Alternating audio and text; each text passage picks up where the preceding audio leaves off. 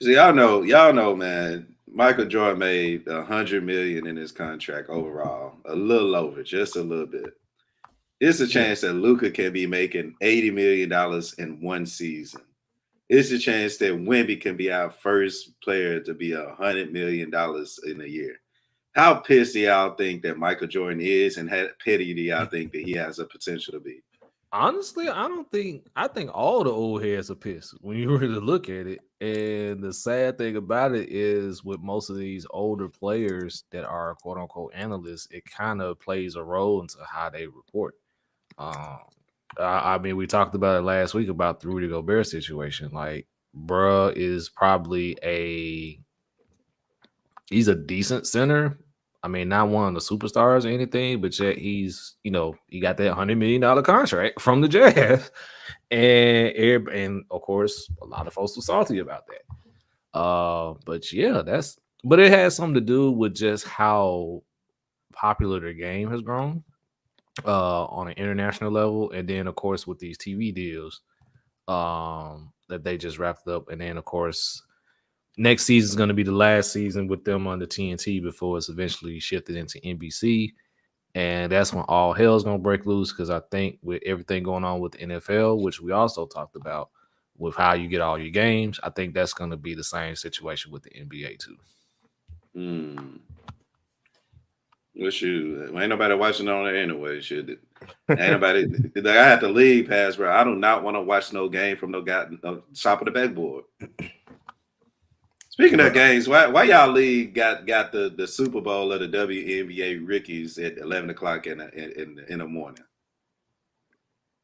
I thought they read y'all email on having the games later. They don't. Well, me and Trevor talked about this before we started, right? And I think a lot had to do. They didn't expect these NBA playoff series to be over as early as they are, right? Technically, we would have had the game 6 tonight. Mavs, Timberwolves. Yeah, it'd be sure. Right. It sure would. Yeah. Okay. But I think our thing was it's still no excuse because it's only one game on today at 11 o'clock. They could have still had more games on. A game at 2 o'clock, a game at 4 o'clock, right? It's literally only one game at 11 o'clock. Yeah, you could still play afternoon games before. Yeah, you could have literally had a triple header today, literally. And even if like Shark and I talked about, even if you still had the playoff game later on tonight, like you could have had 3 or 4 games or whatever to just kind of transition right into that. So it was no excuse there. And like 11s, like it's clearly gonna be a primetime game, or should be a primetime game. But ain't nobody trying to watch no primetime at 11. I mean, we still gonna watch, I guess. I mean, 11 o'clock is prime time for college football. Yes, 11 o'clock on a Saturday, that's prime time for college football, like that, because you probably started tailgating at like what 5, 6 in the morning. Mm-hmm. You didn't got your food in you. You didn't watch College Game Day from like 8 to 10:30, and then them last 10 minutes you just waiting on everything to get rocking, and then boom, 11 o'clock hits, and bam. So it's perfect for college football, but WNBA game, could be. It could work, but we'll see. We're gonna find out, especially after everybody gets on watching this pod. Y'all can tap into Caitlin Clark and our girl Angel. Well, without further ado, man, let's go ahead and get right on into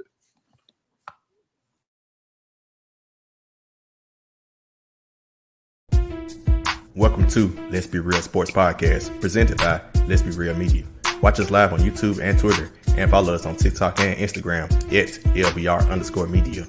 Also, subscribe to us on any podcasting platform. What's going on? BLJ here, the best hype man in the NBA. Man, I'm here with Let's Be Real. Tune in. Hello.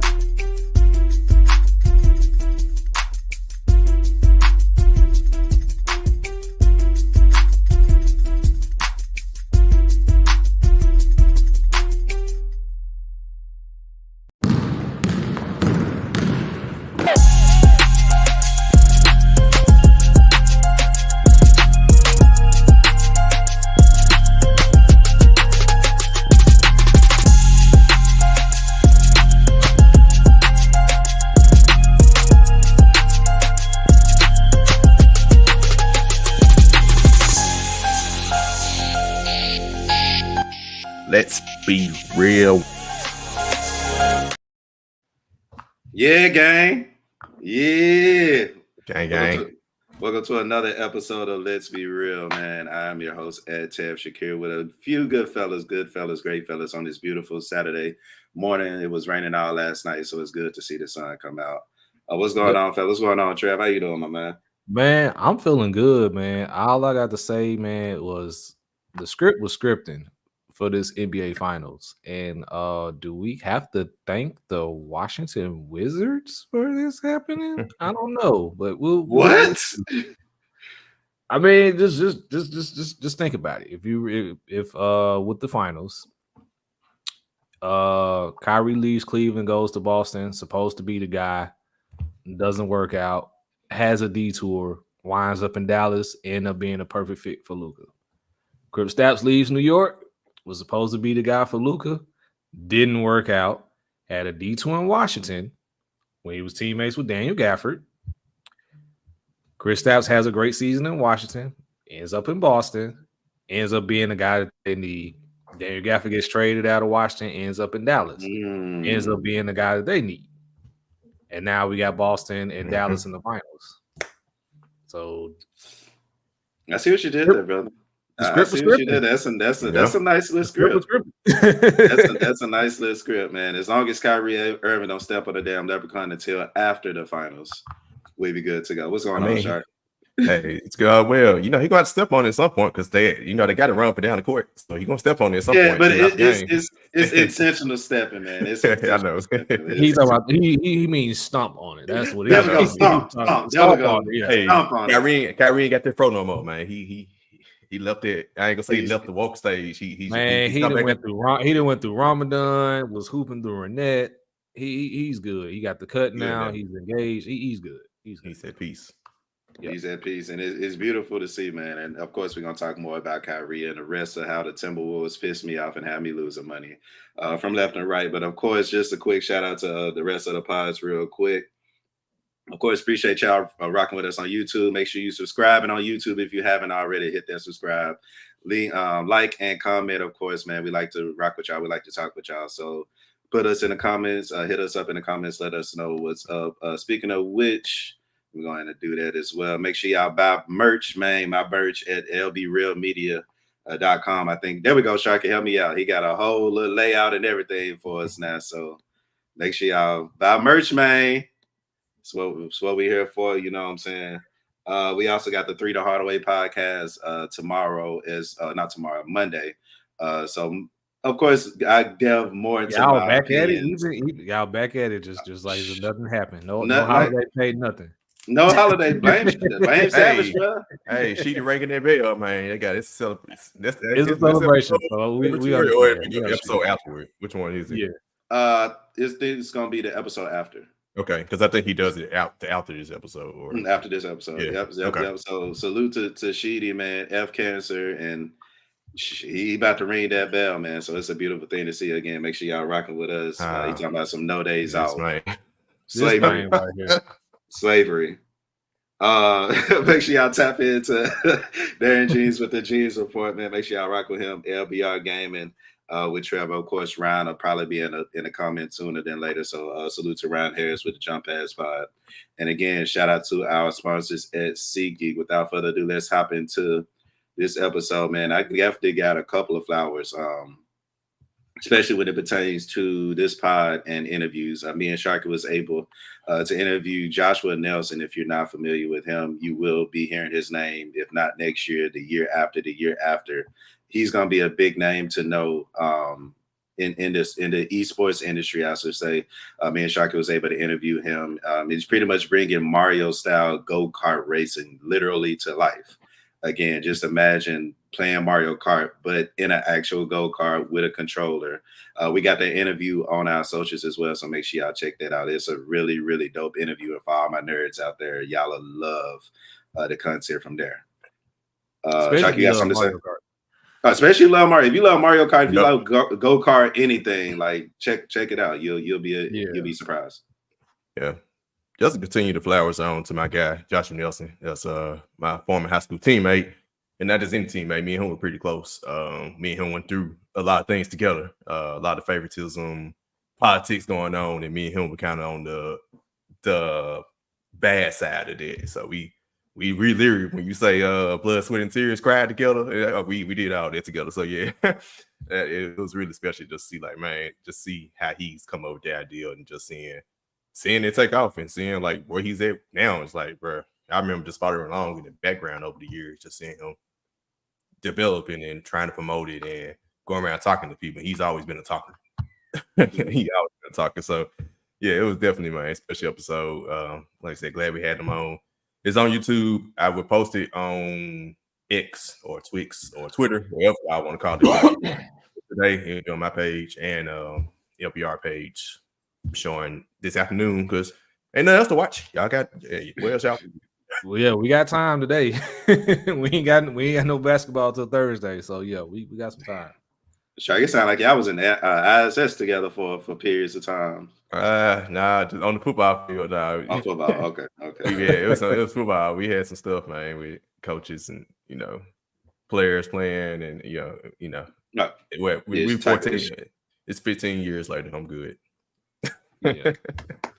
Speaking of football and flowers, tweet of mine actually went viral because Uncle Petty Shannon Sharp decided to quote tweet me. But just when I couldn't be more embarrassed to be a Panthers fan, just real quick, just watching the video, he goes, "Panthers game should be free, but y'all should pay them to leave." I'm like, man, if they ain't got me feeling like the biggest hoe right now, that's torture.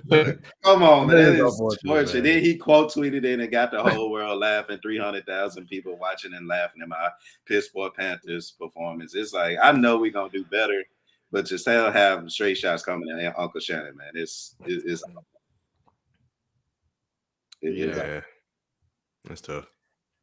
I have flowers. I don't know if we've ever given flowers to a specific day, but I'm actually going to do it with I believe it was this past Tuesday. So we had a great game 4 between Mavs and Timberwolves. It was of course the only game the Timberwolves actually won, but it was actually great within its right.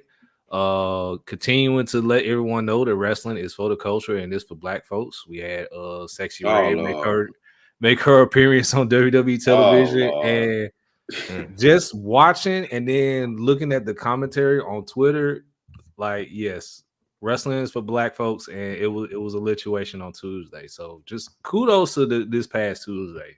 Flowers definitely, because we got some great entertainment all around on that specific day. So yeah, kudos.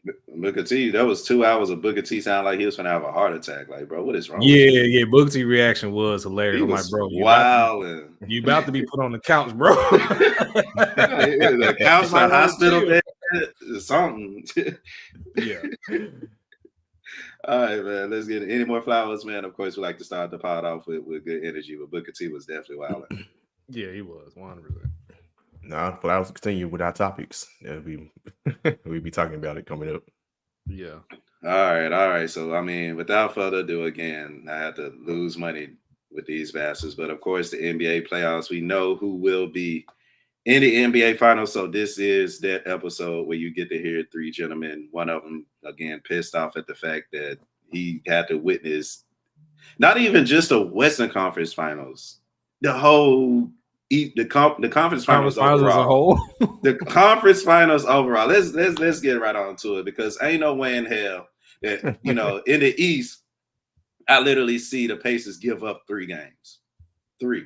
Especially the first one. They literally had the first one. The first game, yeah. And then for them to give up 2 others throughout their series is an embarrassment in itself. And then you got the Timberwolves, and I don't even know what to say about them. So let's get into. We'll get to the T-Wolves. Let's wrap up. Let's do a conference wrap up of the Eastern Conference real quick, because it's not going to take long. What are y'all thoughts of the Pacers and the Celtics? I'll start it off. As I said last week, man, kudos to them the NBA for actually giving them, for giving them the shine that they actually needed. They were one of the most exciting offenses in the league. I guess you could thank the in-season tournament for that. But ultimately, they just didn't have everything they need to get over the hump, and then injuries just ran amok over the entire Eastern Conference. So I think it was all across from those who Even won the first round and all the way up until the conference finals. I think the only team.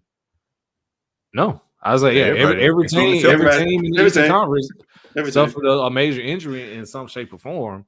But as far as the Pacers is concerned, I'm not sure if they really have some decisions to make going forward. You pretty much expect them to pay Pascal Siakam. Andrew Nembhard has looked like a potential starting point guard in this league, so Indiana has a Memphis and Tyus Jones situation brewing with that. So I wonder what's Indiana gonna do going forward is, and then my question is this for real? Are they here to stay, or are they going the way of the Atlanta Hawks? And this was their 2021 year, where they just so happened to get fortunate and get to the conference finals, and then since then just fall completely off. So a lot of questions, but kudos to the Pacers, and we'll see. I mean, do you feel like you can answer that question though? Like, was it for real or was it fake? Because there was a time when, I guess, quote unquote, historically in this season, they were putting up historic offensive numbers right before the All-Star game, and after the All-Star game, they fell off. For us to only just see them, who they play against in the Knicks, they kind of look like the old Pacers against the Knicks, but then again coming against the Celtics and literally having at least one of those games in your hands and losing them, it's like, are they for real or are they fake? I believe that remains to be seen. I think I'll probably have a much more concrete answer once next season starts, because I'm pretty sure they're going to try to make some moves in the offseason. For the most part, you know what you got in Tyrese Halliburton. This team is well coached by Rick Carlisle. Rick Carlisle is a premium coach, even though we did question him on a lot, especially with his decisions with this series and with this conference finals. But he's still highly regarded as a really, really good coach. So it remains to be seen. I think they're for real because I don't see, unless something major happens with the East of somebody major getting traded or anything, I could see Indiana back potentially. So we'll see. But I'll say yes for now. We just got to see how the offseason shakes things up. What you think, Sean? Yeah, same thing. I agree. Because that's actually the first point I was gonna make.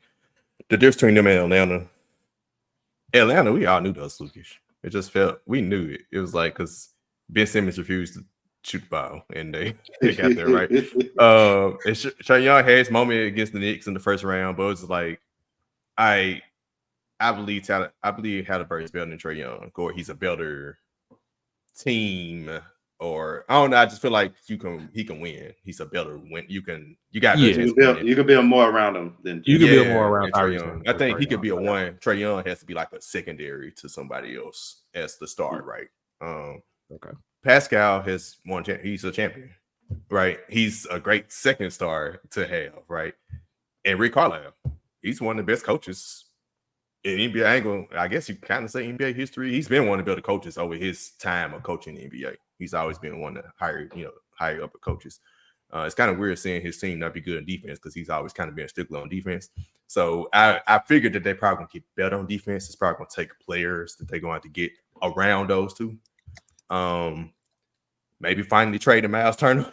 Look, tell me, I just Googled him. I literally just Googled him. Maybe try to trade him. And I was thinking, and I missed. Now I listened to y'all live on Three Hardwood last episode, but I was driving. Well, no, I think I missed the live when I listened to it later, which is crazy because I always answer y'all trivia questions.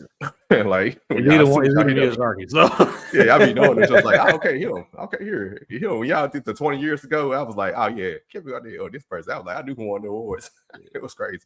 But we all was discussing Andrew Nembhard because I really had the question. I was like, do they really have to trade? Because Andrew Nembhard is 6'4". And Tyrese Halliburton 6'5". So to me, I think they can coexist together in the starting backcourt.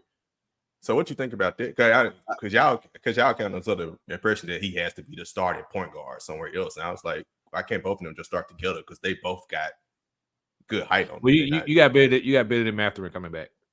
That's I always thought of Matterman as 6-man, like a bucket get off the bench. Was he starting this off year? the bench? No, yeah, I mean, with them trading away Buddy Hield, it was basically opening up that spot for Bennedict Mathurin. So Bennedict Mathurin is your two guard.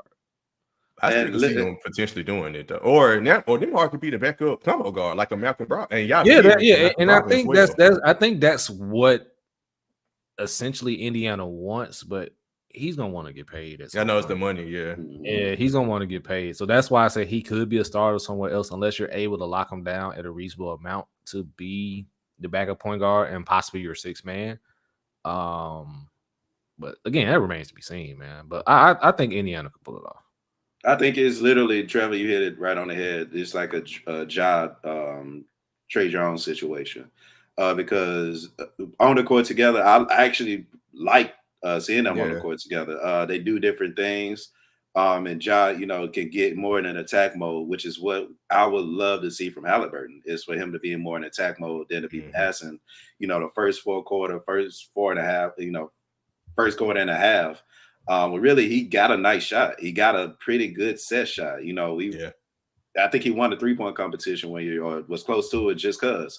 So let him shoot, let him fly. But like when it comes to the money, I think it is a catch-22 because Tyus Jones took the money and he's with the Wizards, and now they're looking. He'll be out of there. Exactly, ASAP, right? But the thing with Tyus, him and Ja they played them together, but you didn't want them playing together because he was 6'1", Ja 6'3". That's why I'm thinking them two. You got so much you can do with that. And I guess I get y'all money aspect because it depends. At some point, you better choose between him and Bennedict Mathurin. But I guess I'm looking at like Mathurin was in the playoffs this year, so Yeah, I think Mathurin was out. Yeah, I know he was hurt. So now he go out to show. It's gonna be a battle between them two going forward. It feels like. Oh yeah, for that third start spot essentially. And it's like a wave just coming out of nowhere, and it's been here for the last few years, but we really haven't really dove into it. But it's the 2-guard combination, and I think if the Mavericks were to win the NBA Finals, I think a lot of teams are gonna mimic that success because again, we got Luka, Kyrie, we got the Trae Youngs and the Dejounte Murrays who don't work. You got the 1,000 guards in Utah. You got just a bunch of guard lineups. You got even in Detroit, you got Cade and Jay Navi. It's a bunch of star lineups with 2-3 guards in it. So I mean, like you said, Sharky, it could be a potential where we see both of them starting. And the Pacers have been Mathurin come off the bench, but I mean, at this point, who knows? I think it's more so about the fit, but it's also a culture thing as well. Yeah, because Kyrie and Luka, I can't even say Luka's older. Goddamn it! It feel like Luka been in the league for 10 damn years. But of course, with Kyrie being older, he's able to do a lot more off the court and just share his knowledge. But a lot of these teams with the 2-guard lineup, 3-guard lineup are younger teams. Yeah. So let me see. Anything else on Indiana? I would love to see what they do with Miles Turner because Miles Turner to me is in the same situation with Jaren Jackson. What I say by that is, of course, he's a starting center, but if you look at him going against a Celtics team who lacked their true big man, game 1, 23-10, perfect. What I expected for the rest of the series at least. Game 2, 8-4, inconsistent. Game 3, back up 22-10. Game 4, 8-4. So it's like you too inconsistent on the team, selling for threes on a team that's running. How much longer do we expect Miles Turner to be on his Pacers team? And then of course we can move on.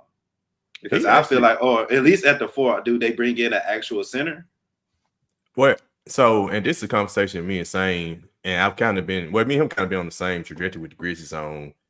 Miles Turner actually fits the whole run thing because he's not just a post-up center. He actually fits the whole running thing because of how he style of play. They're trying to do on offense. But they probably do, and that's what we think about the Grizzlies. You just need a center because you need a big body for certain matchups, right? So you could tailor around any matchup, basically. So it's like if the Grizzlies don't get their true starting center, as long as they get another 7-foot big man that can even, if ready to come out the bench, ready to start, you can get some half court offense going through him, do it different depending on which matchup it is. Yep. Same thing in Indiana, you probably just need another big man. You don't necessarily have to get rid of Miles Turner. They have been trying to get rid of him for like 10 years, so maybe they finally get rid of him, but you just need another big man that kind of come in And if you play against a team that slows it down, or if you want to switch a matchup, switch a style up like Boston, let's take advantage of it. Let's put the big man in, just throw it down low, dominate. Yep. Miles Turner ain't that type of player to do that, but he also fits their he already fits their actual style of play. So it's kind of a toss up. But I would say get another big man that a Jonas Valanciunas. If he's older now, Perfect. maybe he'll be willing to come off the bench. But somebody like him who just come off the bench and you can just throw him the ball and against a matchup like Boston. Yeah, Jonas will be perfect for them. Nah, think about it. Who knows? Like you said, easy bucket. We miss him in Memphis with as far as easy bucket go. But yeah, that's all I have for the Pacers. Let's go ahead and get into the series that that everybody is here for. Of course, the Mavericks and the Timberwolves. Of course, I had the Timberwolves winning in 6. Trev, I forgot what you have. Sharky, I'm not sure what you have, but I actually had Timberwolves in 7. I was on the Sheedy train. Who was on the Sheedy train? I Shout out to Sheedy, man. Because the reason I did that, I was unsure about Luka. I know he played through the injury, right? And it was just like maybe this is the series where it finally affects him, and like it was in game 2, but it didn't. Man, that damn Luka magic is real. It's special, and then you got the black magic with Kyrie. Like it's, I gotta go ahead and cash out my brother $50, man. I didn't expect that much of an ass whooping, especially when you're talking about a team that's number 1 in defense damn near the whole entire NBA season. You know what I'm saying? And I know after the trade deadline, the Mavericks were like top 5, top 3 in defense. So very underrated defensively as well. But when you talk about the Timberwolves, I expected way more than what they put on.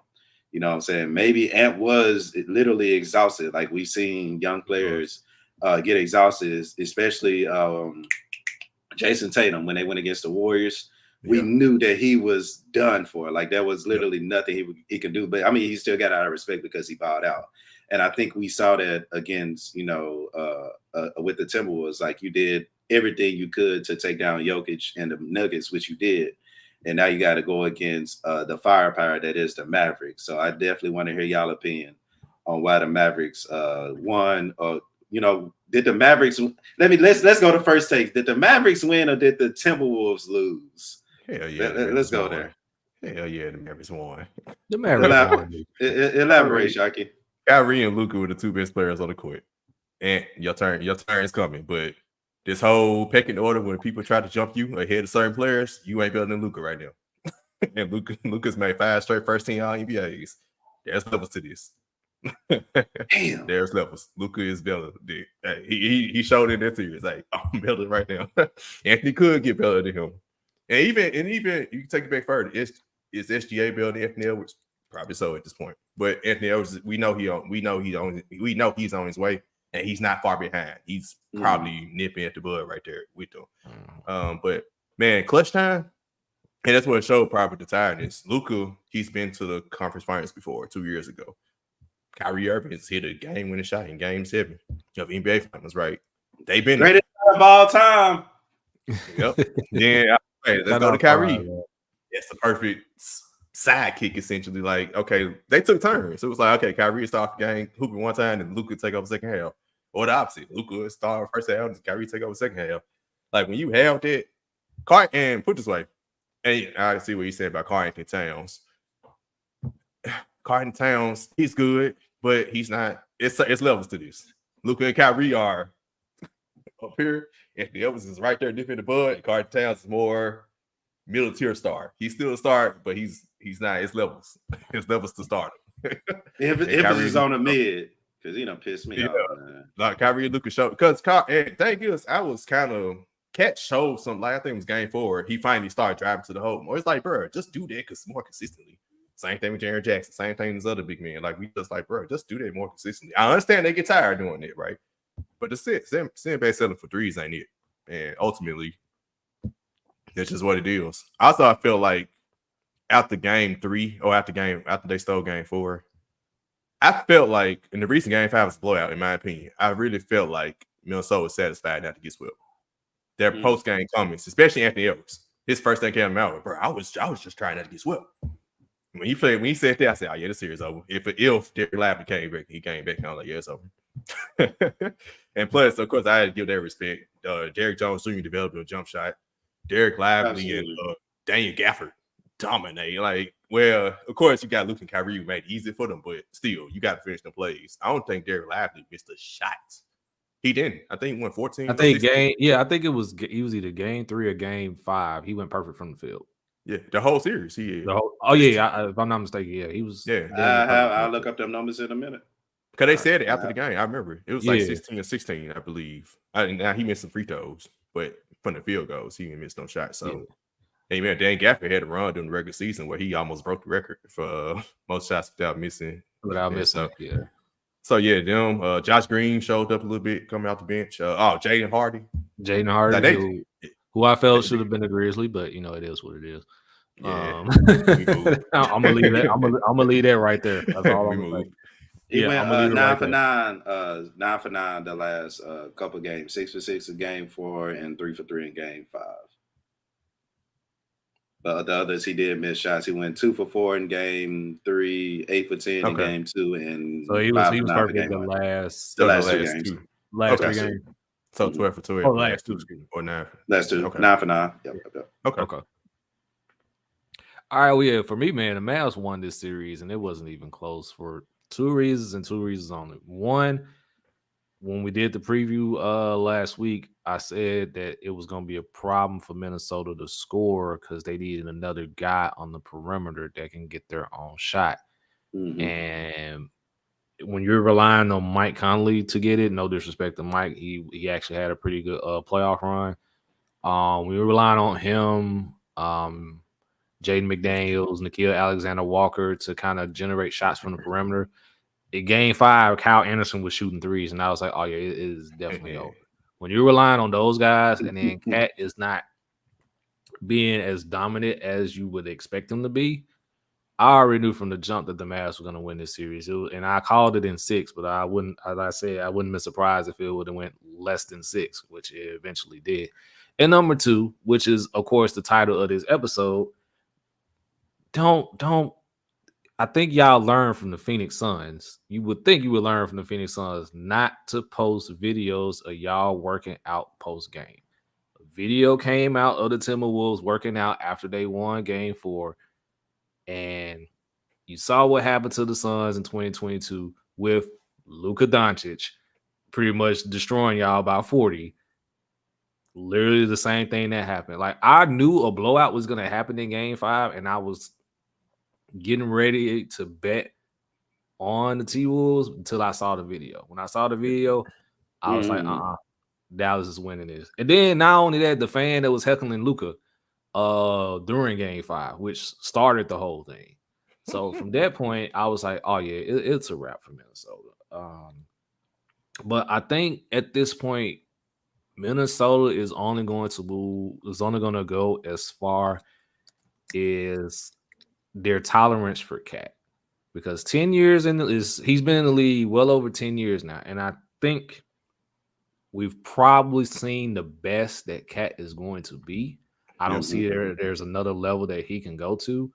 So you really got to see what you're going to do there. I mean, it's going to be tough to move Cat because of that contract. It's over with. Yeah, but they're pretty much stuck. I don't think they have a choice but to run it back. They may have to. Pretty sure they might have to try to upgrade at point guard or something, because there was too many times in the lineup where Minnesota had to put basically all of their defenders out there, and your only ball handler was Ant. So probably gonna try to upgrade at point guard or in some shape or form, and then eventually, if I'm not mistaken, Ant's still on his rookie deal, if I'm not mistaken. So you're eventually gonna have to pay. Oh, he already signed. If I'm not mistaken, I believe it starts this upcoming season, because next season.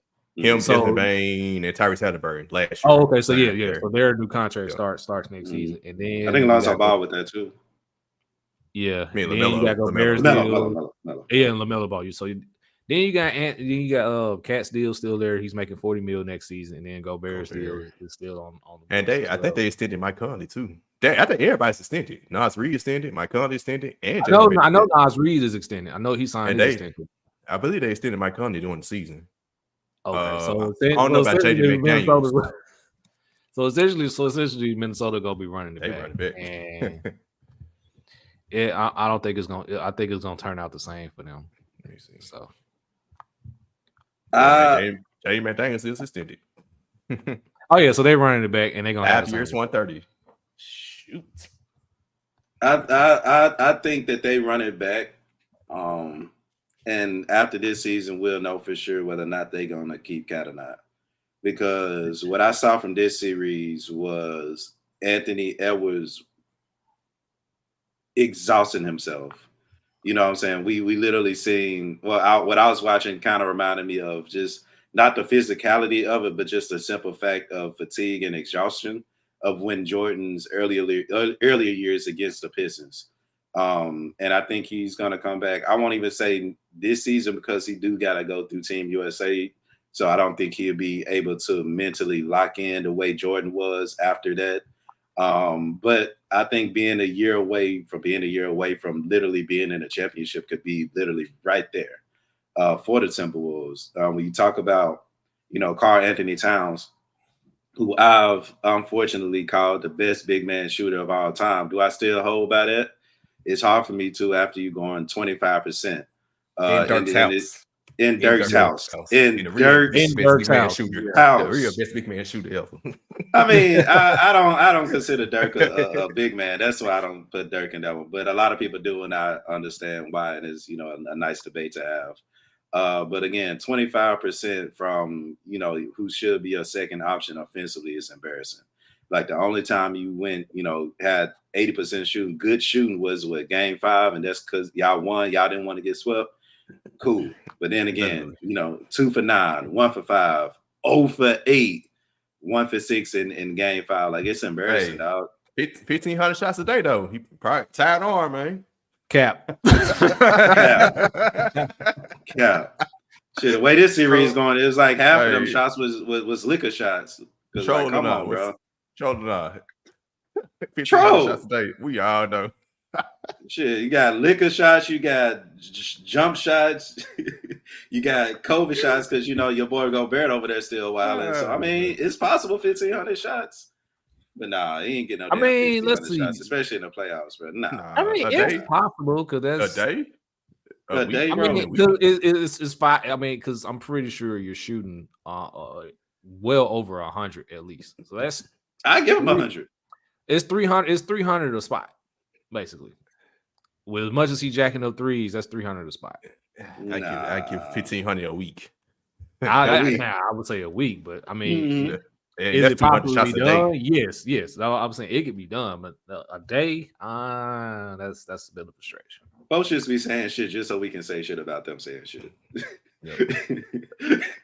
Here's your two. That's gonna bring me to your board that I have later on today. So yeah, I see them bringing it back. I would love to see Naz Reid more into a bigger role. Like if I'm this offseason, like it's like y'all literally said, we've seen the best that Cat is gonna be.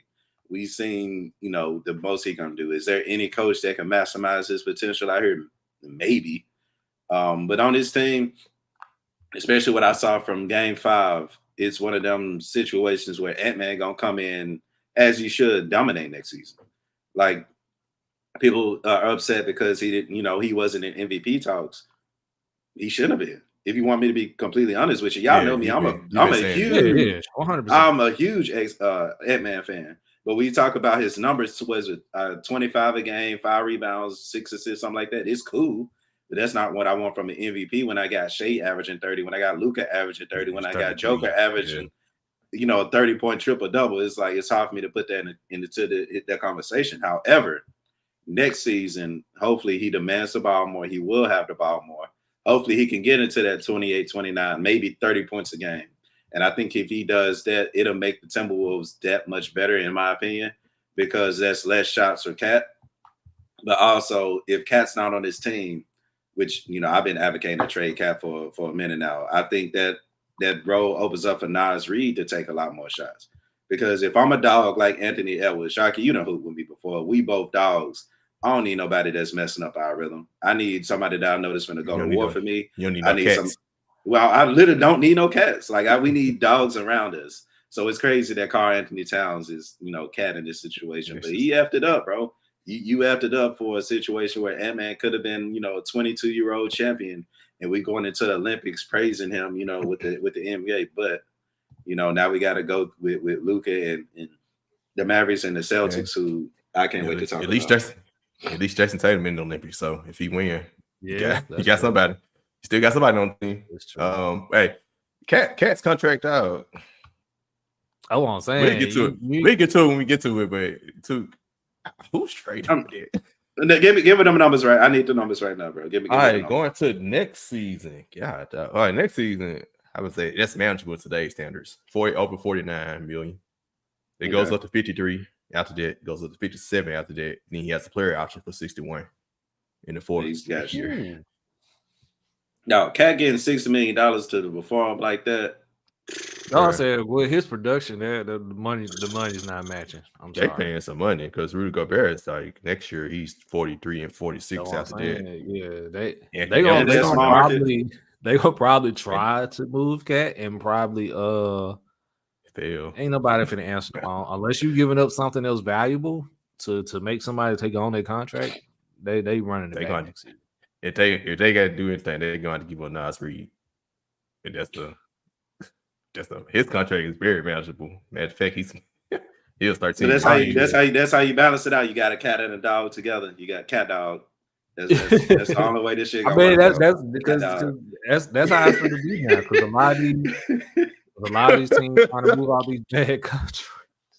You got CatDog. Clock out, man. Clock out. Clock out. CatDog. Alone in the world, little CatDog. Leave an ant in the world alone. I'm about to look at your CatDog. Leave an ant alone in the world with the cat and the Oh man. You better make me watch CatDog this afternoon. That was my show. Like who thought of that shit? They must have been high as hell. I'm sorry. Yeah, I'm watching CatDog this afternoon. I'm definitely gonna watch at least an episode. Okay, oh man, just because of that. Oh man, so yeah, I'm clearly ain't woke all the way up, man. Let's get off this, bro. Who we got in the NBA Finals, bro? Let's get right on into it. Who we got? What up, Ryan? What up, Ryan, man? What up, Ryan? Oh man. Go ahead, Sharky, because I gotta ponder on this. God, boy, I gotta ponder on it too.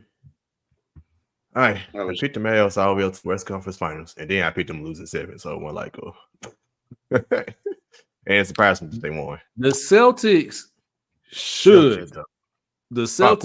should win this series. They should, and I said the Timberwolves should beat them. The Celtics are a different level than even the Timberwolves. That's the difference. Yeah, the Celtics. No. But are they though? Because literally. No. We literally talked on this podcast and said we saw the Pacers give up 3 leads. You think the Mavericks will let them do that? It's the playoffs. No, I know that. That's why we still thinking about decision. But I'm saying with the Timberwolves, I'm saying like Boston. We know Boston was playing around with their food. Were they? But that's the thing on 3 Hardaway. Yeah. That's a 3 Hardaway thing. A Hardaway, and is that an issue? Because for me, that's a huge issue. It is playing around with the food. Get them niggas off the court right now, bro. They should have no lead without Tyler Harris. They should only. This is true. I also don't blame them for playing with their food because if I had the Eastern Conference path they had, I would have the same thing. Man, look, they should only have one. They should only have one loss on their whole playoff track record, and that was the first round game against Miami when Miami hit 19 threes. That was it. I give them that one with Donovan Mitchell went off too because Donovan Mitchell still is one of them guys. Oh yeah, okay, so 2. They should only have those 2. Yeah. Either way, they still went 10-2, and I don't human element wise. I probably would play. I probably did the same thing as a human. It's natural. Now, do I expect them to play their food in the finals? I don't. That remains to be seen. You don't know. So for that reason, I will go with the Mavs because me and my dad discussed it. We was like, if Luka how we was talking about Ant, we should have been talking about Luka like that. It's like, bro, Luka get there. I don't think he made denied. Mm-hmm. And ultimately, I just think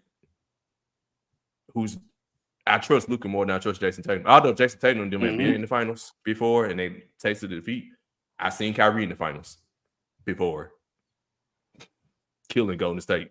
Although he lost 2 of those 3 times, he was still balling, right? And you got Luka, who I don't know. You talking about face of the league? I don't know if we just want an American player to be the face of the league. Who knows, man? At this point, that's a narrative. That's a conversation for a whole. To me, it's multiple faces anyway. I hate the whole argument about that. Yeah, it's whatever. But Luka is that dude, bro. And I just think ultimately he ain't gonna be denied. So I pick Mavs in 6. Trev? I think I think Boston playing with their food is going to be an issue for me, and I don't think it's them doing this intentionally. I think this actually happens. That's what I'm saying. That's what I'm saying, Trevor. You with me? Yeah, a lot of these games that came down to the wire, they probably should have put these folks away. And it's not even it's not a fourth quarter thing. Like it gradually happens, and then it's like Boston to let it get too close, and then they just decide, all right, we're gonna impose our will now. And you can't do that against the Mavs. Like you just can't. And to Sharky's point, man, Luka's on another level now. He smells it at this point. He's gonna make it happen. Of course, Kyrie has been there. He's done it. So he knows what it takes as well. I said earlier, the Celtics on paper are the better team, and they should win this series, but I don't trust it, man. I was on this train. I'm gonna stay on it until it falls off. Mavs in 6. I think they split both. They split first 2. They split the first 4. Dallas steals game 5, wins game 6. Dallas gonna lose game 4 at home. That's guaranteed. Yeah, they lose all game 4s. They lose all their game 4s at home. So yeah, they gonna split the first 4. They gonna split the first 4. Kyrie has a huge game in game 5, and then Luka closes them out on their home floor in game 6. I like it. I'm gonna go Mavs in 7. Because hopefully it's gonna be either a quick one or a long one. And I because a part of me actually want to go Mavs in 5. Like, because of what I've seen from you got on the thing, Trev. I've seen it's something missing. Like, I've been saying it literally for the last couple of weeks on 3 the Hardaway. It's just something missing about this Celtics team that I literally can't put my hand on because it's so funny. What if it's just Porzingis simply? I was just about to say that. What if it's just Porzingis? It'd be funny if that's it. Yeah, he come out. But then here's the thing. Like, is he expected to come back? Are we expecting to come back? At what capacity? Like, health-wise, is 80%, 70%, 90%? You know what I'm saying? At what capacity? Do I think he could help the Celtics? The Celtics? Absolutely, though. No, they need him. Absolutely. They definitely need him. They need him. So, I mean, shit. We'll see. But we talked 10, 15 minutes about the Celtics and the Mavericks and ain't brought up Jaylen Brown same at all, which to me, he's the best player. He's the best player on the Celtics. Yeah, he's the best player in the playoffs. This whole playoff run. Yeah, he always every playoff. He always seemed he's always Mr. Consistent. Jason Tatum is inconsistent. Basically, that's really what. Yeah. And I think that you can't be inconsistent in this series at all, especially because you're Jason Tatum. You've been here before. That excuse of you being tired is way null and void. I don't want to hear nobody talking about Jason Tatum tired. This is the Celtics finals to lose. Again, This is literally the Celtics finals to lose. You go out and get Jrue Holiday and, trade the heart of the team, Marcus Smart, to do it. This is one of those runs where it's finals a bust. It's championship a bust, excuse me. You go out and get KP to solidify the middle and help bring easy buckets. Excuse me. This is finals a bust. Derek White having a hell of a season. I might be killing. Hell of a season. You talking about somebody that's going to get a payday soon? We talk about another team. They extended him, I think. They extended? Oh, okay. I believe. And So. again, you talk about another team with a 2-guard lineup. You know what I'm saying? Another team with a 2-guard lineup. I think this is where we are is heading to the NBA. This is the Celtics finals to lose. And again, I think they're gonna do that. I think when you talk about the culture and the chemistry that I'm seeing from the Mavericks, I'm not seeing them play with nobody food. I'm not seeing them take a step back. Again, you're talking to somebody who I believe that, again, the Timberwolves roster was better than the Mavs roster for the simple fact of they've been together for longer. They're defensively better. They got the superstar Ant-Man who didn't score 30 points at all in the series. You know what I'm saying? They were able to do things to the Timberwolves that I didn't expect them to do, and they did it just like that. And a part of me expecting them to do the same thing to the Celtics, for the simple fact of it's just that's something missing. I don't know what it is. The Celtics has come into this series and not take this year serious as they want, and they can easily get swept. Now, to counter at that point, Dallas couldn't afford to play with their food because they were the underdog every series too. Mm-hmm. They were the 5 seed. They had home court advantage in the series, so hypothetically they couldn't afford to play their food anyway. But to your point, I can still see Boston doing. And also, Derek White doesn't have an extension; he has 1 year left on that contract. So he has 1 year left. He's definitely getting a payday. Not from Boston, from somebody. Not from Boston. I ain't gonna be from Boston. Yeah, because he can pay $20 million next year, and so. Oh yeah. He's like, we from Boston. So yeah, Boston, you better take care of business.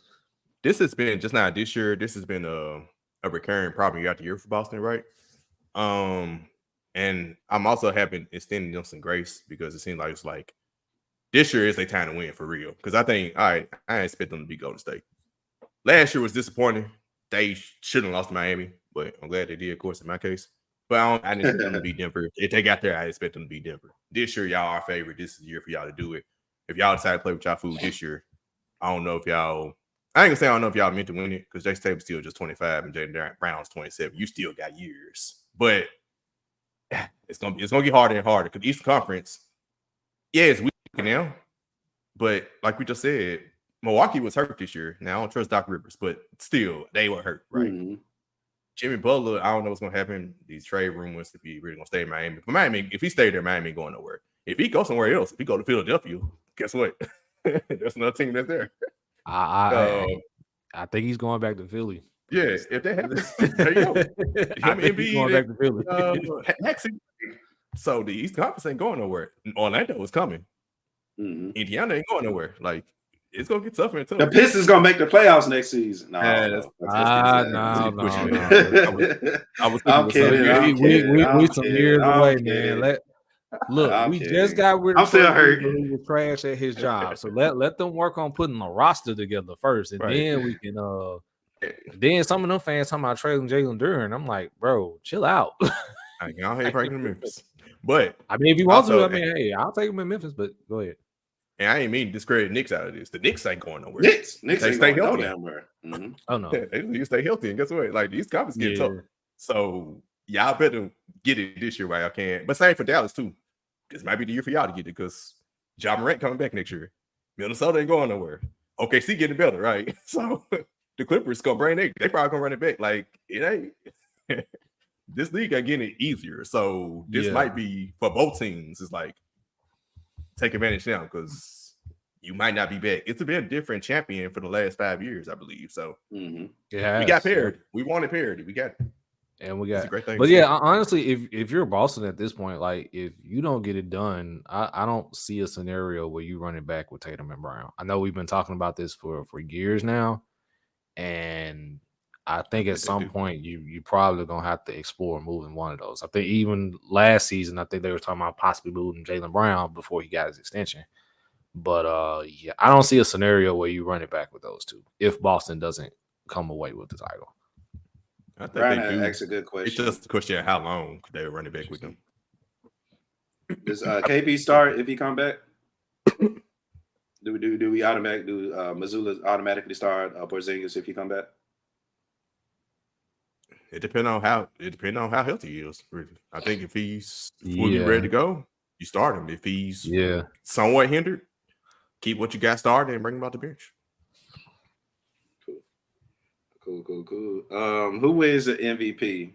And we can kind of go for both teams, right? Let's say hypothetically the Mavericks win. Who wins MVP? Hypothetically, if the Celtics win, who would have win MVP? Mavs win is going to Luka. Of course. I don't think that's even a question there. The Celtics win. I think it's going to Jaylen Brown. Celtics win. I think Jaylen Brown gets it. I think he's been the most consistent throughout the entire playoffs. The numbers are just off the charts. He's been balling, and I don't see how that stops now. So if Boston gets it done, I think it's Jaylen Brown. I think it's Luka, of course, and I think I'm gonna say Jason Tatum. And the reason I say that is because I think he would have to play like an MVP level player for them to win the series. Agreed. I think if Jaylen Brown is the guy doing that, he's inconsistent. They're not gonna win. They would need both of them to click, specifically Jason Tatum being that MVP caliber player for them to actually win the series. So, and he's not gonna win if they lose it. So, I honestly couldn't agree more, Sharky. I think the rebounding is going to play a huge factor. So I definitely got Jason Tatum averaging at least 10 rebounds a game, a double-double throughout the series at least. And I think when literally your words you just said, if the Mavericks were to, or the Celtics, were to win, it's because Jason Tatum finally played like the quote-unquote Kobe that he believes or that he wants to see himself as. Like, I'm getting tired of, and shout out to the viewers we got in the list. We got 81 right now. So if you were to, it's crazy, shout out to Kobe. Rest in peace to the moment. But if you like, I'm getting sick of him with the Kobe references. He got the left armband like Kobe. Like, I need to see some Kobe. I ain't seen Kobe from Jason Tatum at all in his playoffs at all. Kyrie, the only one we see it from.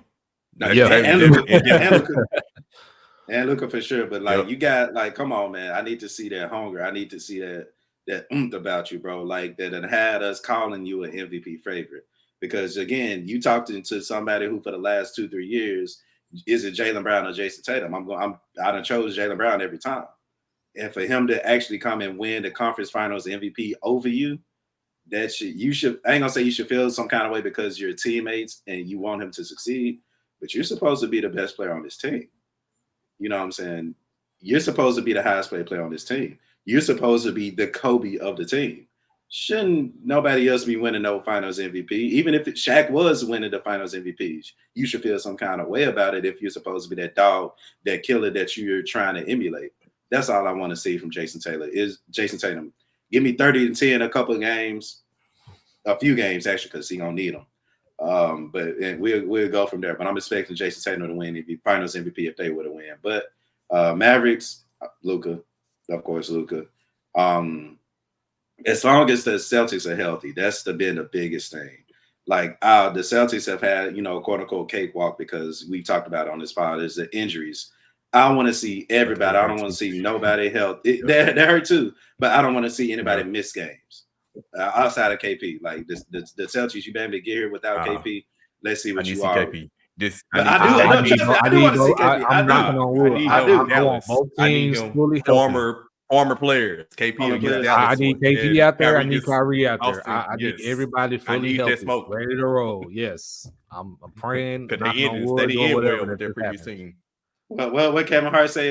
Take backsies. I take back what I said. And that Kevin Hart castle that tree was funny as hell. I'm not gonna lie, but that's another topic. But anyway, I take that back. I do want to see KP, especially going against the Mavericks team. That it's a lot of bad blood in this finals. That, like you said, Trev, I don't know how you was able to bring the midgets into this conversation, but you did. And that helps with the bad blood. And again, I just want to see a war, bro. I just want to see good basketball, great basketball being played in the NBA finals. That's all I really want to see. Yeah. I think that's what we all want to see. And I think that's what we're gonna get. And one more question. Who would y'all on both teams? Who would be y'all X factors? And it could be more than one, but kind of stick to one. For the Mavs, it's the new additions, basically. Daniel Gafford, Derek Lively, PJ Washington. For the Celtics, the obvious one is Derek White. I think if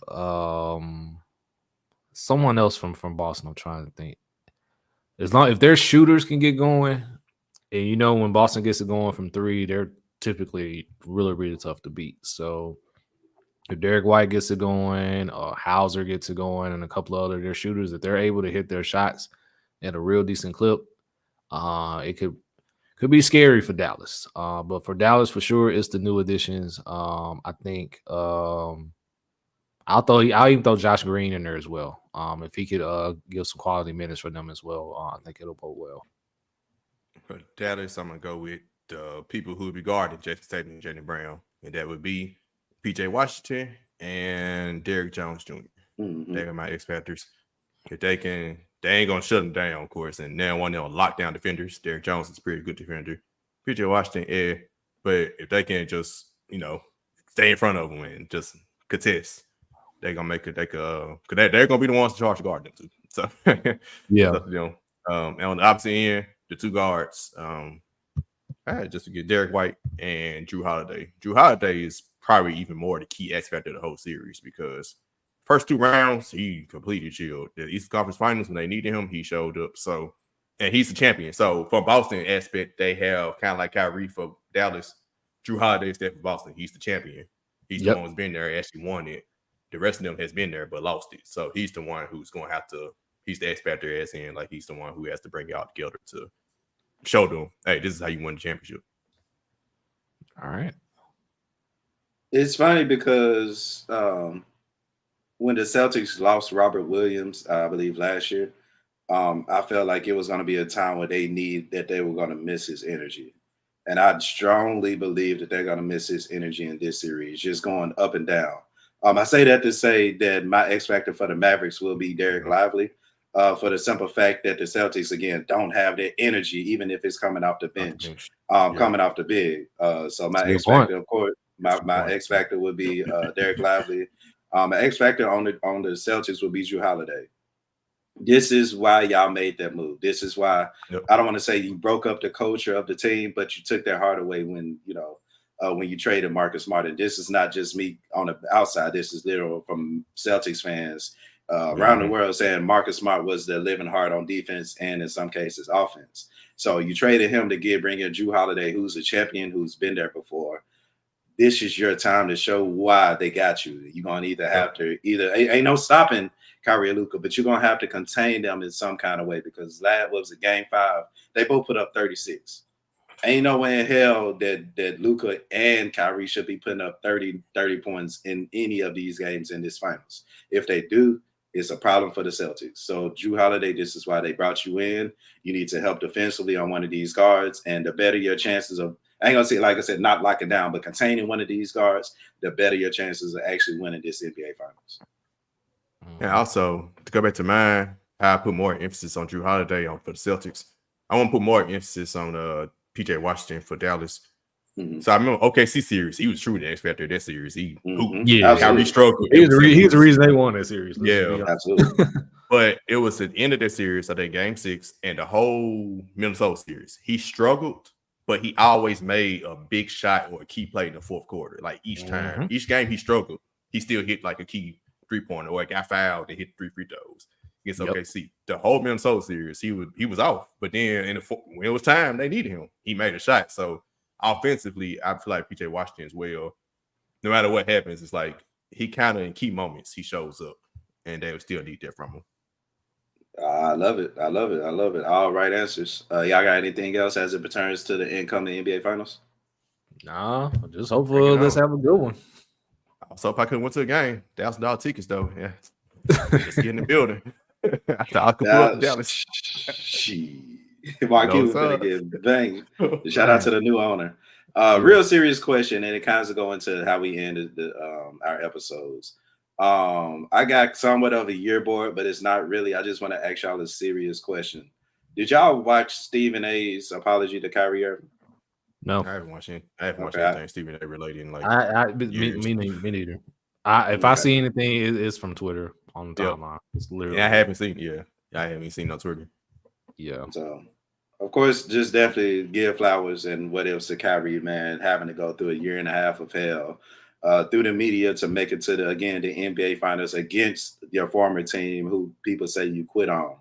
I'm expecting fireworks from Kyrie Irving, and of course, y'all know me. I'm a Kyrie stan, so definitely want to salute to him. But y'all have any trolling alls, any would you rather's? I got a few. I got your board, but I'll let Sharky go first. If wait, is it still basketball? Is it still basketball pertaining, or is it? It is. Somebody goes to football. Okay, you go. Oh, okay. This is my basketball related. I'll go ahead. Man, I'm just gonna send your board to most of these basketball podcasts that's been out lately. Specifically Rasheed Wallace. Now, I got the utmost respect for Rasheed. Don't get me wrong. And y'all know I would go to war for the 04 Pistons, and I think they should be in discussion for top 5 teams all time, simply because they don't have anyone that's in the NBA 75 that has a championship. But your reasoning for why you guys would beat the 17 Warriors, I'm sorry. There's they bored. You're hella bored there. I get it, because just like Savage would say, who guarding AD when he was talking about the 2020 Lakers, I look at y'all and I'm like, bro, who's guarding KD? And Tayshaun Prince, I get it. That's my wife's favorite player and all that, but against KD, no. And then everyone else is struggling. They're going to spread you guys out, and it's not going to be the greatest. It's cool that you have faith in your team. It's cool. It's great. It's great. So y'all got honored 20-year anniversary for the championship. Everything is cool, but yeah, the reasoning behind why y'all would even have a chance against the Warriors, that doesn't work. Is that the new thing though? Because he's not the first team to say that. Like Shaq and I already came out and said how his Lakers would beat the 17 Warriors. So the Lakers, yes, I can see that. Shot. I ain't gonna say a shot. They were shot.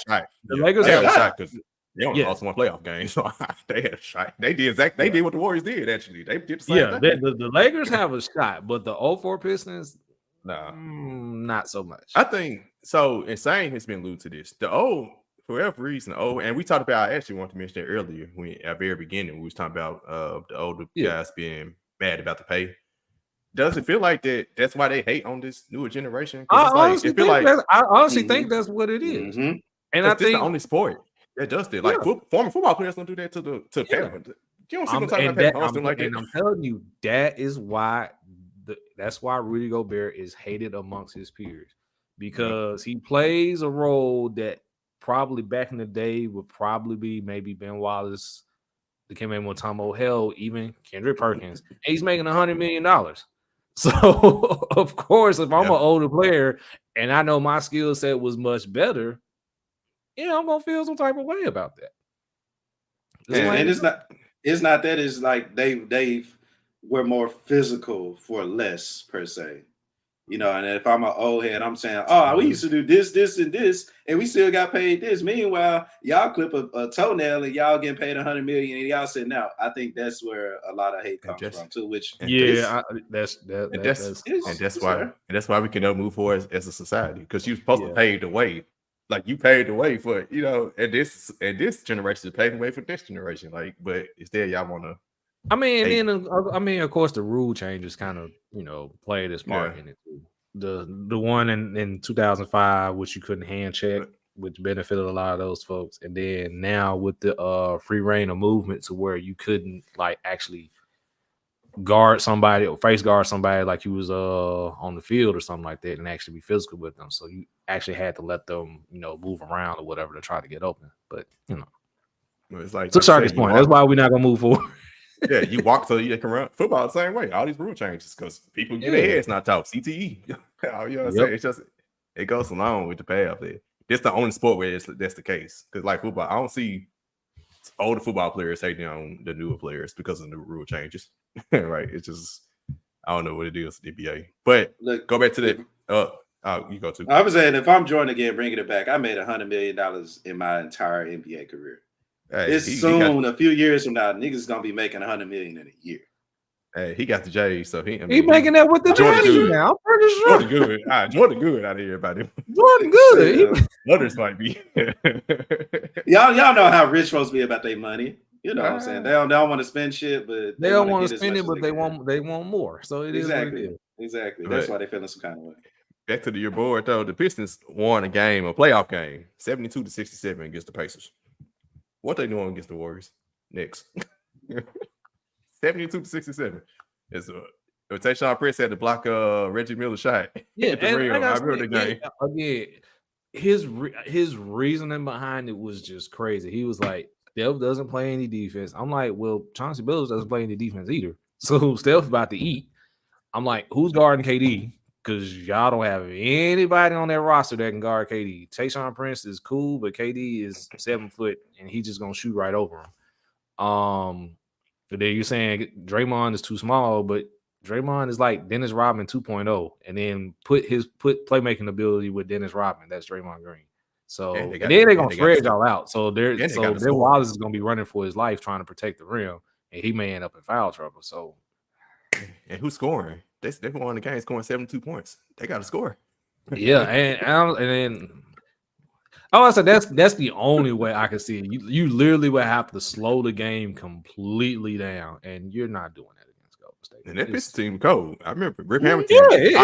Automatic from range with the face mask. Yeah, it's just You have to completely slow the game down. You're not doing that against Golden State. I'm sorry. Not the 17 Warriors. That team. My y'all know me, bro. The 17 Warriors, that's the best team that ever assembled. Is cheating. They had to disassemble that shit real quick. So whenever anybody talk, whether it's 0-1 Lakers or any other team, my thing is Bulls. 96 Bulls. Especially them. My thing is who you bringing off the bench, because a lot of people don't realize that the 17 Warriors had depth too. Yep. Who's gonna stop? Who's stopping a 6'6" point guard with the perfect mid range? Who's stopping Finals MVP Iguodala? Who's stopping Nick Young, who could put 20 on your head just like that? Was Mo Buckets? Come on, bro. Mo Buckets was there. Come on. Nah, Mo Buckets wasn't there. Oh, he left. Mo Buckets was. I know he was either in Orlando or Memphis. No, David West. David West is gone by then. No, David West was on the 18 team. One of them was on that team. One of them was on the 17. I gotta look back at their roster now. Yeah, but I believe it was David West. It was David West. I'm pulling it up now. Because West got even one of them, he was old. Who was old at the time. Yeah, and even with that, they kind of like the same players. So it's like his depth. David West was an all-star at one point in his career. Like, come on, bro. All right, so I'm saying we're talking specifically the 16-17 squad. So all right, so Matt Barnes, Ian Clark, Steph, KD, Draymond, Iguodala, Sean Livingston, Kevon Looney, JaVale McGee, Zaza Pachulia, Clay, and David West. So David West was on the team. Yeah, they had bad beat him. They had depth. You got Zaza that's gonna cheat anyway, so it's he hurt Kyrie. He hurt Kawhi, and ain't nobody beating this team, bro. Like, stop. Yeah. Nick Young was on that 20. He was on that 2018 squad when they he was on the 2018. I forgot he was on the Warriors. That's messed up. Hey man, fun times on 2K. Fun times. But man, I got the would you rather, and this is completely transitioning everything we talked about today. But we taking it to the football field. Football almost here, so we good. Yeah. No, it ain't. That shit far sale. Brother, NCAA football 25 comes out in a month. That's our intro to football. Before so it's June now, but we got 1 month. We got 1 month for that. You got me. Oh, you got me. Hey. A month and a half. Take back seats. All right, we are about to hit the dead period. Because OTAs and mini camps about to be on, so we really about to hit the dead period. But would you rather? We was talking about wide receivers. I don't know if we talked about when we started recording. It was before we started recording. But Jaden Walter signed his new contract. I forgot the actual numbers of it. It was pretty big. But we got a couple wide receivers, and I think it was before we started the show because Trevor was talking about Steelers, and y'all was in rumors to get Brandon Aiyuk or Deebo, right? Yeah, I'm like, all right. Would you rather, or which receiver? It's not necessarily which one, or we can do it both ways. 2 questions. Would you rather have Tee Higgins, Brandon Aiyuk, or Deebo Samuel? And this is for our teams, right? Our specific teams. For our respective teams. I guess so. I guess we my could take team. all three of them for the. Hey, I'll say I can't answer because we're good at receivers. I end up point of us even trading. I for mean, one we're. for this year. Let me stop lying. So in Carolina, Tee Higgins was a huge thing, and at one point, I really thought that we were gonna get him, but we ended up getting Deontay Johnson. And in a way, I don't want to say they do the same thing, but it's more so just great route running, getting open type ish. When Deebo Samuel is giving the ball, get the hell out the way. And I think when we talk about my Panthers needing somebody like a Deebo Samuel, it's a need rather than any other of the receivers because they kind of do different things. So I like that you kind of alluded to those three as well. So for my Panthers, who again Shannon Sharp done embarrassed again, which I couldn't think was possible for me to be even more embarrassed to be a Panthers fan. Give me Deebo. For the Steelers, man, because you can't go wrong with all three of them. And I'm also looking at this. I'm also looking at it from a perspective of who's currently on the team, and then our new OC Arthur Smith. And as much as I would like to have Deebo, I just don't think that we would use Deebo to the full capacity that I think he can be used to, just kind of like what Kyle Shanahan does currently with him in San Fran. So again, I love to have Deebo. There's nothing against Deebo Samuel himself. I just think with Arthur Smith there as the OC and what he likes to do offensively, I don't think we'd be able to use Deebo to his full capacity as I would want. So that kind of takes him out. You because ain't no way y'all getting Tee Higgins within the division. Yeah. I mean, because you can't go, like I said, you can't go wrong with either three of them. But if I just had a personal choice, I would probably go with Aiyuk. You definitely need somebody that can one, take the top off over a defense, and he's a pretty good possession guy as well.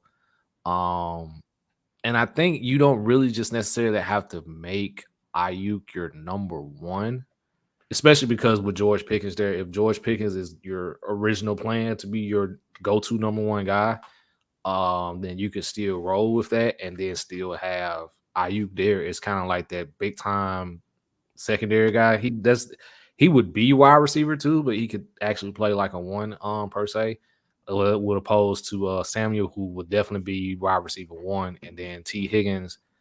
I think him and George Pickens are kind of the same in that regard, but wouldn't hurt to have Tee Higgins either. But I just for the sake, give me Brandon Aiyuk for the Steelers. Yeah, George Pickens is basically y'all AJ Brown for Arthur Smith. Pretty much, yeah. Right now, and he's kind of big, how big he is and skill is kind of reminiscent of AJ Brown a little bit too. So that makes sense. If I just had to choose one, with the Titans specifically, Tee Higgins has always been kind of linked to us. And if he don't get traded this year, next offseason, Tyler Boyd and D-Hop on 1-year contracts. So Tee Higgins, he's from Tennessee. He kind of alluded to wanting to come to Tennessee a little bit in the offseason. Him and D-Hop is kind of flirting a little bit about him coming. So because he did a little Titan X thing, and D-Hop was like, yeah, Titan X or something like that. But I'd say Tee Higgins be more likely Titans. Now, next question I have with the same three. Two of them are a contract situation. Tee Higgins and Brandon Aiyuk on new contract. I don't know what's up with Deebo Samuel. I guess it's just because he got his contract. I guess it's more the injury. They think they want to choose Aiyuk over him. Yeah. Which one is more likely to be traded before the season starts? If one of them are to be traded, which one is the most likely to be traded? Has Brock Purdy got his bag yet? I don't think so. I would say he'll be up at the end of this season. So essentially, that's coming. So for of course, for whatever reasons, they gonna probably overpay to keep Brock Purdy. So I'm gonna go Aiyuk for the simple fact that they do have to pay their quarterback amongst other things. Yeah, Aiyuk is right now in the whole He's in the whole contract dispute. And again, to Toot's point, you eventually gonna have to play Brock Purdy. And then Deebo, I don't see a lot of people possibly taking a flyer for Deebo, and I think Ryan alluded to it earlier about his injury history in the comments.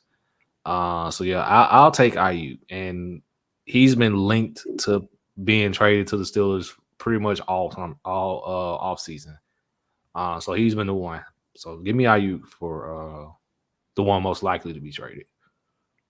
I'm gonna grind and limb. I'm gonna say Tee Higgins, and because Joe Burrow has already been paid after his contract start, his actual extension, like the money actually starts on this upcoming season, and then they got to go to negotiation with Jamar Chase soon. So damn, and they are paying Tee Higgins the franchise tag at $20 million this year, and Tee Higgins hasn't showed an OTA. He wants a contract. He ain't showed OTAs. He demanded trade twice, I believe. I knew about the trades, man. I didn't know. I knew about the franchise tag, but yeah, So I think T with that about case, about here.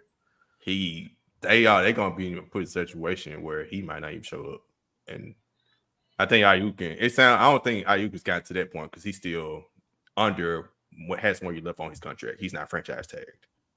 And plus they do got to pay Brock Purdy, but they got another year. They kind of got another year before they have to truly worry about it. Even if they sign him this year, it doesn't kick into next year. So they can do one last year. Hurrah! Then all right, let's decide who we're gonna get rid of. I think Tee Higgins, that situation starting to get dicey. It's been it's a smoke over there. Yeah, interesting. Yeah, I think Ryan alluded to it too. I forgot the 49ers did draft a wide receiver early in the draft. So that's another factor too. Might want my opinion a little bit. Yeah, come on now. The Tee Higgins one is good though because it makes sense. A little rocky in Cincinnati. It definitely makes sense. Yeah. Cool. We can add. I'm gonna ask two questions, and we're gonna get out of here real quick. One of them is semi-dumb, but it's something I've been thinking about all week for whatever reason. And y'all football heads, so I can ask y'all. Is there any way that the NFL could swipe quarterback salaries out of the cap space? Because what I mean by that is because, for example, we are talking about having to extend Joe Burrow getting his extension this year and then have to pay for a top dollar wide receiver, which a lot of teams are about to do.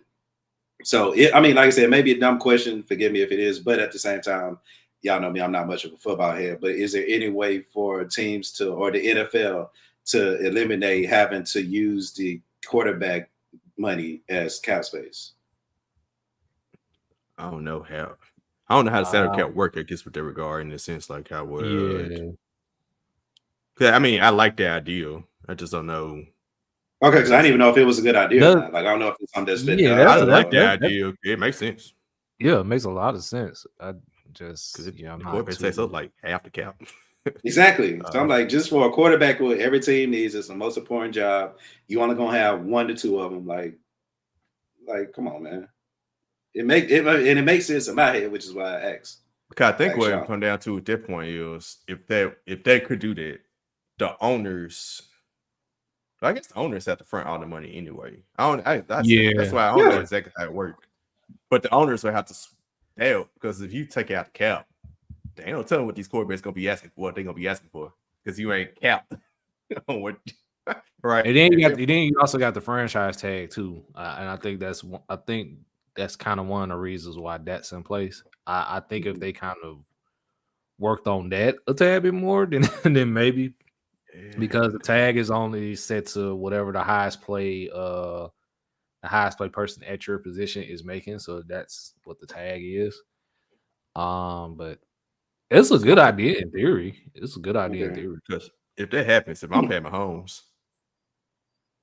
If I'm paying Mahomes, I want my guarantee. Every cent. I can't think how much I'm truly asking for. Like it's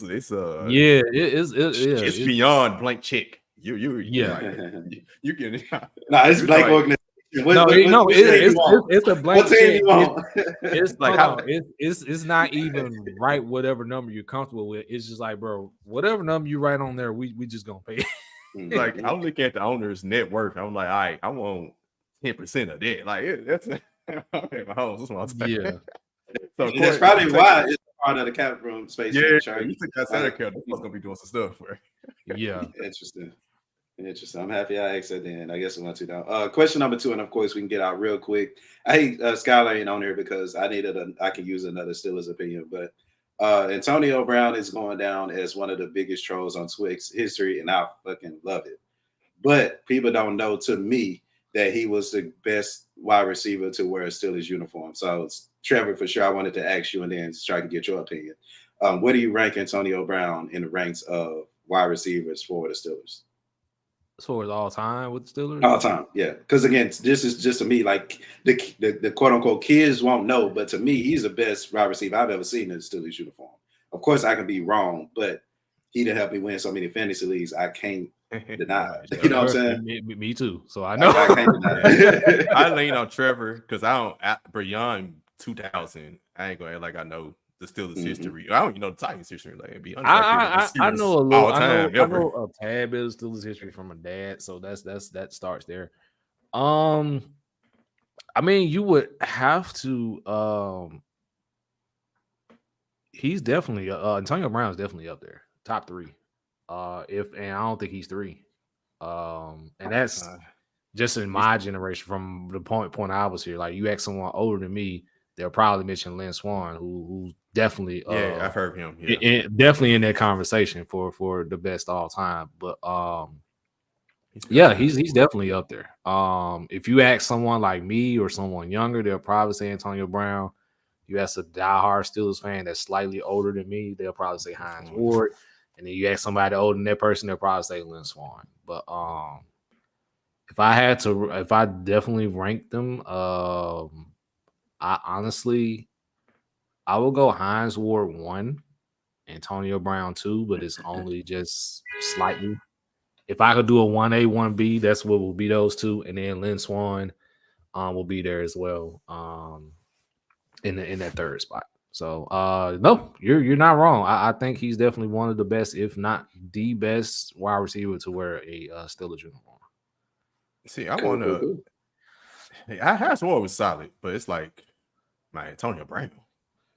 But I'd say this though, the difference, the pass happy league, because Hines Ward, y'all was ground and pound with Jerome Bettis and all of that when he played. So of course his stats won't match up. Like Hines did pretty much everything else. Pass the ball, everything. Yeah, Hines Ward did everything else, which kind of he was physical, which kind of puts him up there, which is why like you can't tell him no wrong when it comes to the Steelers. But as far as like the wide receiver position and just being able to catch the ball, make timely catches and things of that nature, I don't see anyone that I've seen better in a Steelers uniform than Antonio Brown. That's pretty good. Yeah, I know he had a solid career. I think his numbers probably be even better if he was a more pass happy offense. Yeah. Now that I truly agree. I think if Hines Ward played today, his stats would be much more than what they eventually were. So what's going on out there with your 2K? Nah, no idea, but they getting annoying as hell, man. So I guess that's the time to wrap it up. Of course, just checking in with the game. I'm pretty sure everybody's gonna watch after y'all got done watching us. So we appreciate you watching us. Hey, man. 2 more viewers, man. 2 more viewers. We almost at 100. We need 2 more viewers. Hold on. I'm not gonna lie, y'all. I'm not gonna lie. I've been sitting here trying to think of things. I've been sitting here trying to think of things. Like, come on, man. I've been thinking of ways to be like, how can we get these 2 listeners? What can I say? What's intriguing? Shout out to Sexy Red. Oh man, but I was 28-26 is about to be halftime, so let's say one of the NBA players not gonna harm with 2. But he in Memphis. Right, he in Memphis, so. It don't matter, bro. They could be in Memphis too, man. They don't take here. What they here for? Yeah. Shit, the barbecue. Shit, they here to turn up with me on Sunday. Speaking of which, I'll be at Silly Goose on Sunday. Make sure y'all pull up, everybody listening. They here to turn up with me, bro. It's been a long couple weeks, but a good couple weeks. But now, shout out to everybody again. Everybody tapping in with us, bro. His new favorite team. They're currently on TV right now because I know he's trying to be a basketball husband. So I told him to go to Chicago. So you know what, Trevor? I think I can officially declare, and even though we suck now, I'm gonna still say we because I have declared that my team. I'm going with the Sparks.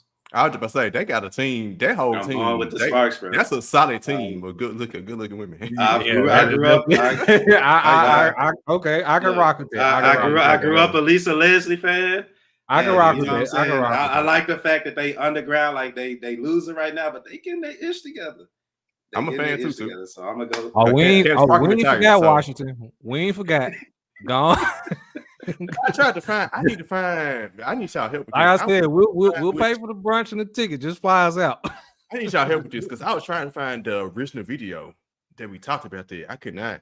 It was on Starting Five. I think it was either Starting Five. I think it might have been Starting Five. It was. I believe it was on Starting Five. That long ago? Dang. Yeah. Okay. Yeah, bro. We've been people because that's why I ain't did the clip yet because I'm like I want to. I was trying to figure out what the clip is. I was trying to find it the other day, bro. It was. I'm trying to think. We were talking about somebody in the G League, working with the Memphis Hustle. So we were talking about the hustle on that episode, and so it had to be out there. I think it was an early game. Early game on for a hustle. It was because it was an early game for the hustle, and we was like, "Yo, we got 100! We got 100! Let's get in. I need to take a picture. Big shout out! Hey, shout out again! Shout out to everybody rocking with us, man. We really appreciate y'all, bro. We really do appreciate it. We're going to. But yeah, it was basically we were talking about the hustle. We was like, if it's gonna be this early, we need to have brunch and just have you just DJ that joint. So I think we were talking about the hustle. That's it. Look at us now.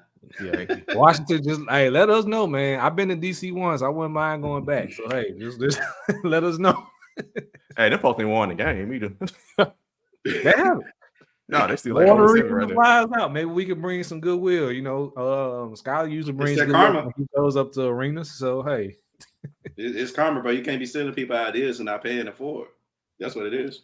Yeah, true that. All right, y'all ain't got nothing else to say, man. Our minds are clear. Let's go get out of here. Shout out again, 100 people watching, tapped in, whether you're on YouTube, Twigs, however you watching. We really appreciate y'all. We do this each and every week. Again, make sure y'all subscribe to us, comment, or you can't comment no more because that's the end of the show. But if you got 2 minutes, go ahead. You still can't comment. You know, the show. You can still comment. You can comment still. Just let them keep. Okay, keep commenting, y'all. We may not get them all, but keep commenting. Hey, I know, man. They got 3 the hardware 200. Let's get LBR 200, man. We ain't that far. Oh, we hit 182. We've been stuck at 182. Matter of fact, we went down to 182.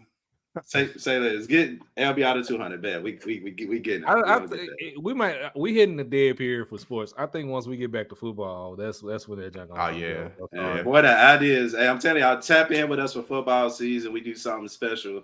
We're gonna do it again this year, but for sure because it was a lot of fun last year. Please let us know y'all favorite teams because we usually do our season preview. We go by division. We want to try to have at least one person representing each team. To be on here to talk about the team, talk about what they expect for the season. So, hey, it's not even that. Let us know. I say it's not even that, Trev. It's the fact that you never know who may pull up. We had some cold B writers pull up last year. We did. I ain't no telling you. Whoever y'all favorite B writers is for your favorite NFL teams, they may pull up on this mud. This is not one of them. We had one capping. And we had one that had just had to cancel last minute because of the Dalvin Cook situation. I remember that. Yes, he was about to be on. It was like, hey, I got to stay in here because we don't know if he's signed or not. We don't know if he's signed or not. Yeah. So you know, hey, we here. NFL season right around the corner. Again, make sure y'all subscribe and make sure y'all tap in with us for sure. For the NBA finals, of course, more NBA coverage. Y'all can rock with us on 3 the Hardaway. Other podcasts on the network.